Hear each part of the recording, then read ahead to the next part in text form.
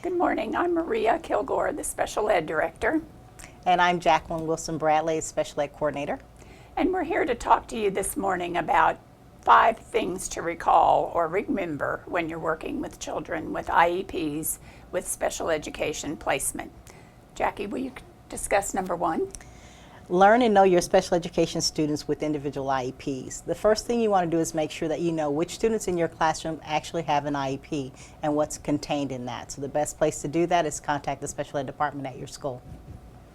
And number 2, your case manager or your special ed teachers at your campus will discuss with you accommodations that are required for your special education students. There will be a form to sign off, and at that point it would be important for you to ask specific questions. Your teachers are based at your campus, and therefore they will be able to answer questions in knowing the students or learning about the students through their IEPs.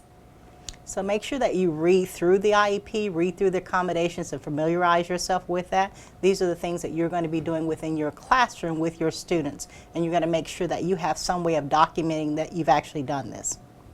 Also, you will be called into meetings when parents are called, IEP meetings are called, parent conferences are called, and it's important for you to be able to discuss the students' progress, how they are working with accommodations, and their general classroom participation.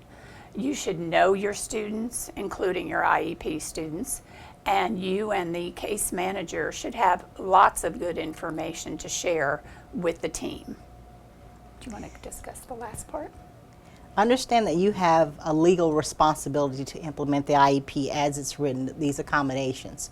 This is a legally binding contract, so you want to make sure that you're not just signing that person's responsible form saying that I will be responsible, but you're actually implementing these accommodations within the classroom. Again, it says it is a legally binding document, and what you do has to be defensible in court. So just if you have questions about it, if there's something that you don't understand, make sure that you're in contact with that case manager for the student's IEP and ask those questions.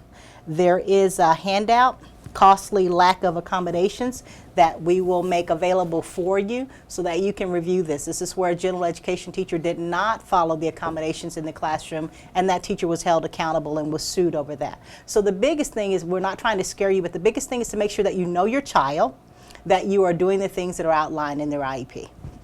And we're here as resources for you, as well as your special education teachers at your campuses.